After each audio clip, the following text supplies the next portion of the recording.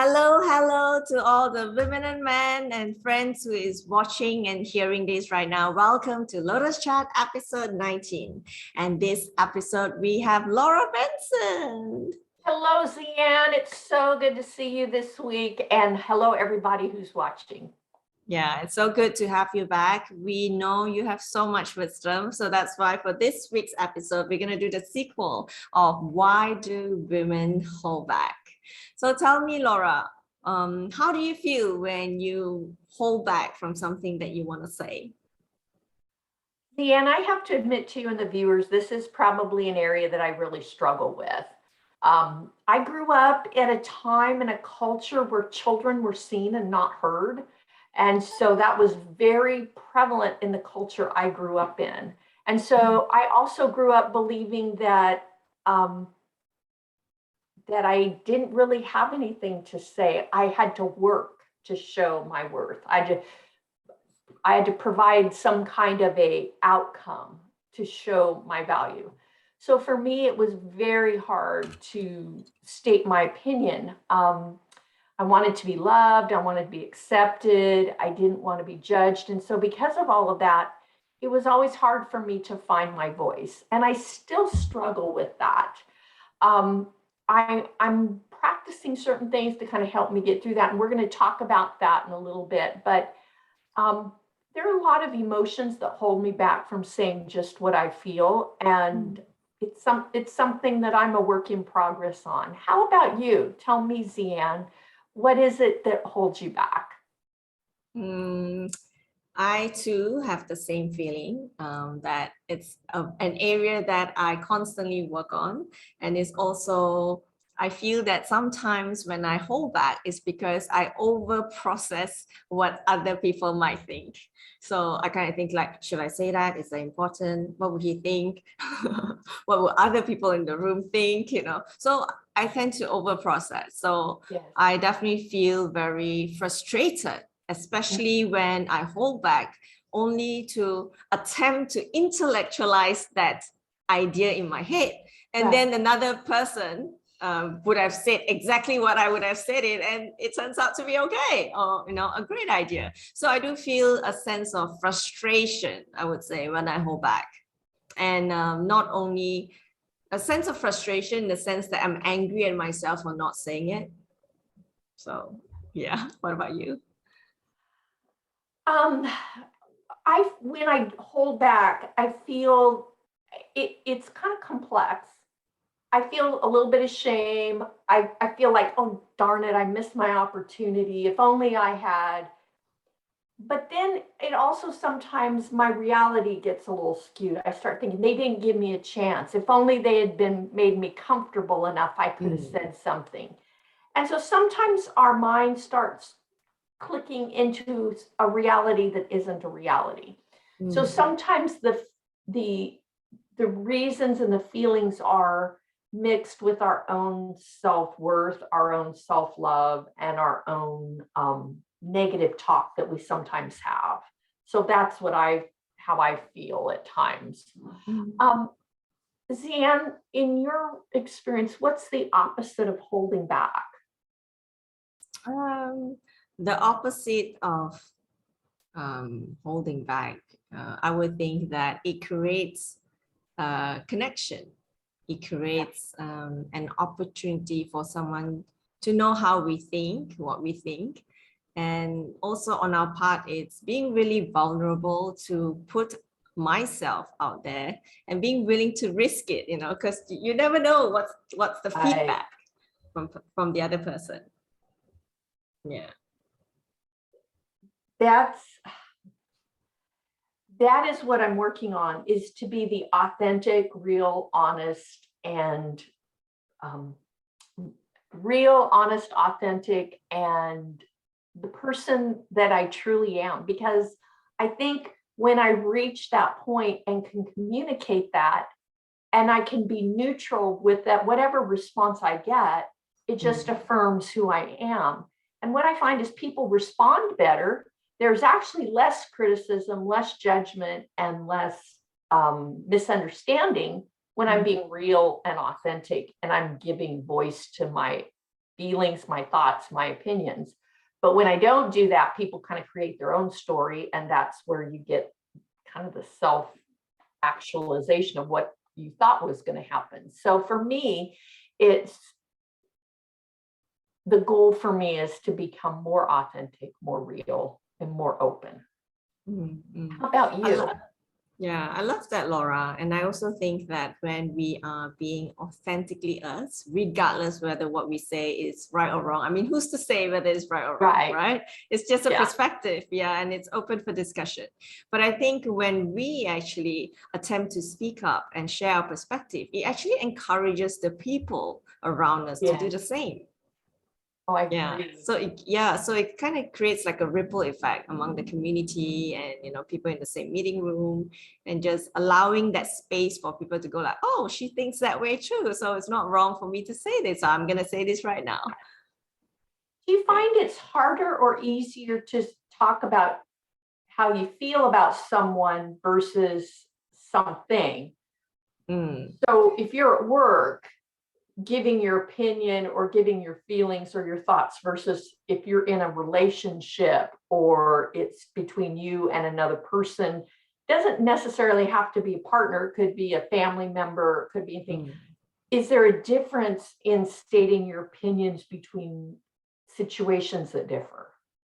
Yes, definitely. I think whenever we're at work, especially when the number of people who is listening has a huge impact into whether you decide to say it or not, or who's going to be there, it has a huge impact.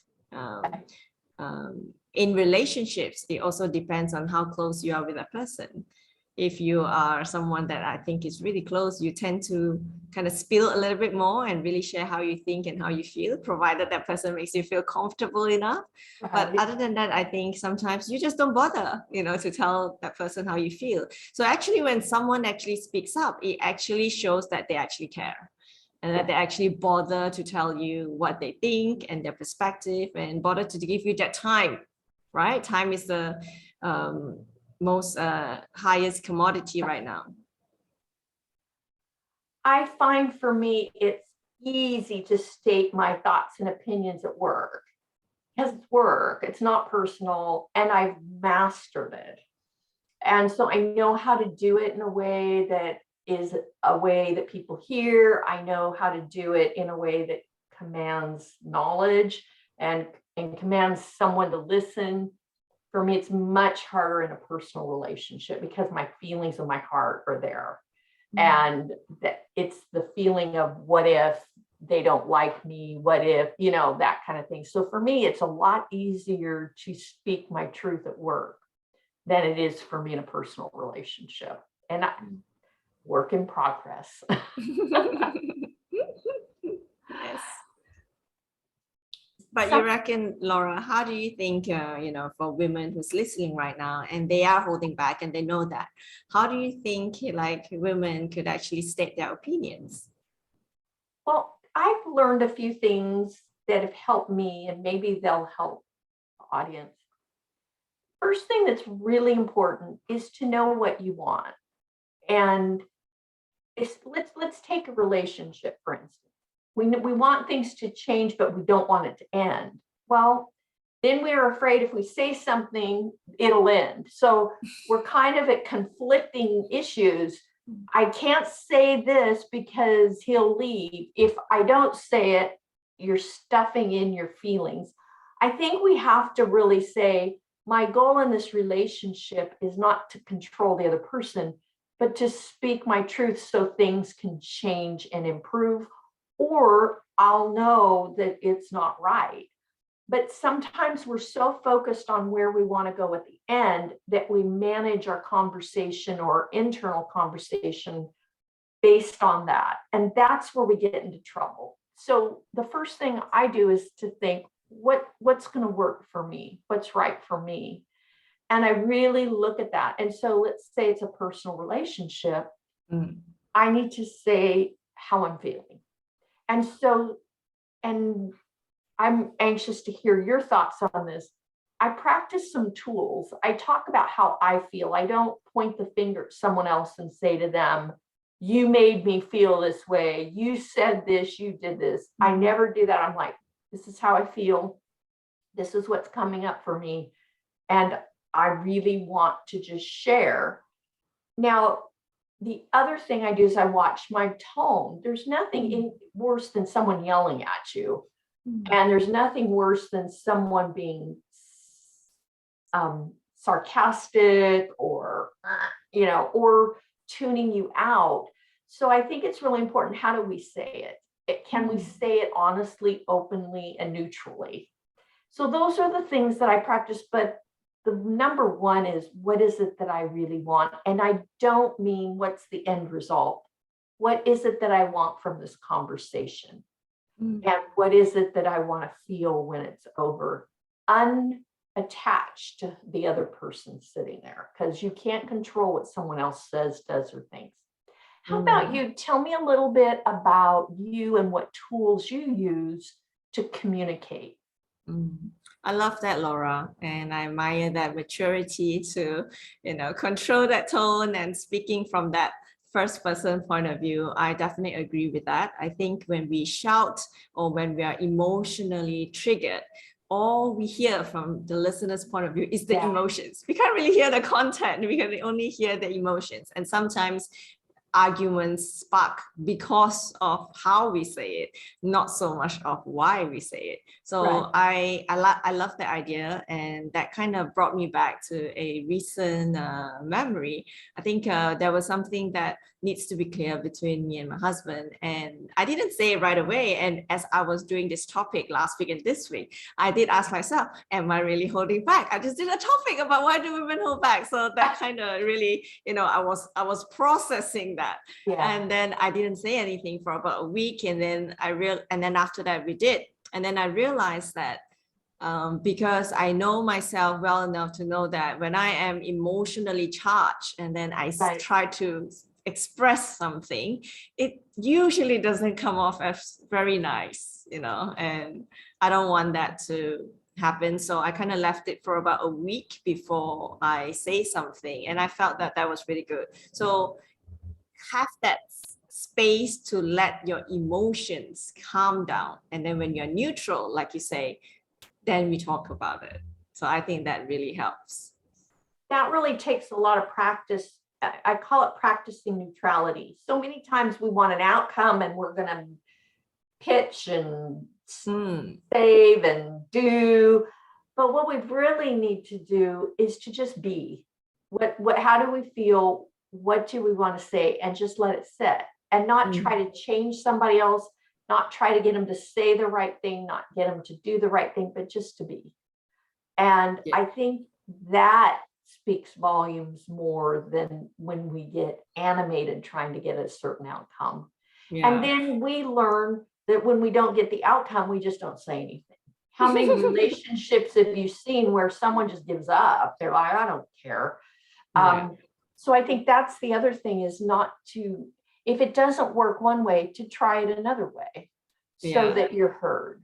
Yeah, and I think technology helps as well. So sometimes instead of having a face-to-face or a voice call, emails and messages might work sometimes, because you allow the other person some space to kind of absorb that idea that you want to speak about before the actual conversation, especially when it's a tricky one, That is so true, Zia. And sometimes we don't think. I have a friend who texts, and I hate that, because you can't say what you want to say in a text. And it's like, so this person wants to have difficult conversations by text. And I'm like, no, you can't do that. So anyway, that's, I agree completely with you. You've got to do the right mode for the right message. Yes. So for me, in summary, I want to encourage the women out there who's listening right now. to really speak up. Speaking up is really not holding back, and speaking up is really like an exercise. It's a muscle that you need to keep practicing. It's not just one time I speak up and it gets better. It's like you're moving up the triangle. But I think what's really important too is to speak up respectfully and positively. There's a difference between lashing out and speaking up. So speaking out, let's do it respectfully, with emotionally neutral at the point when you're doing it. Oh, thank you, Zian. For me, this is important I want to convey to the listeners that what you have to say matters. What you have to say is unique and special to you. And when you don't, do that, then you deprive the rest of us the gift of hearing what you have to say. Instead of saying they don't really want to hear it, I don't have anything to say, shift that mindset to I have something valuable to say. I do have something to contribute, and they do want to hear what I have to say, because you are valuable and your thoughts and opinions are too. So don't shortchange yourself, shift your thinking so that you can share that with others. Well, Zian, anything else that you want to say before we let everyone go? No, I'm happy. I am too. It's so nice to see you tonight. I want to just tell our listeners that we are on Lotus Chat Worldwide is on YouTube. Please comment. We do read the comments. Please follow us or subscribe to us. Subscribe to us. We would love to be on your list every week so that you could listen to us and give us some ideas on future topics that you would really like to hear, because we would like to make sure it's valuable to you. Also, we would like to have you on Spotify follow us, because if you don't watch us on YouTube, but you listen on Spotify, follow us, and we are there with you as well. If you want to talk to us privately, please go to lotuschatworldwide@gmail.com, and we would love to maybe answer your questions, support you any way that we can. Next week, we will be discussing mental and emotional freedom.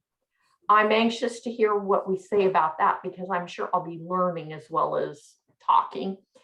And the question I have for you tonight as the listener is, why do you hold back? And what could you change so that you would not hold back? Zian and I are interested, so please put in the comments when you hear this, let us know. If you're not comfortable with that, please do let your voice be heard and send it to us by email. Zian, thank you so much for being here with me tonight. It's a pleasure always to spend time with you. Thank you. Likewise. Thank you so much, Laura, and thank you for listening. Yes, thank you. Good night. Bye.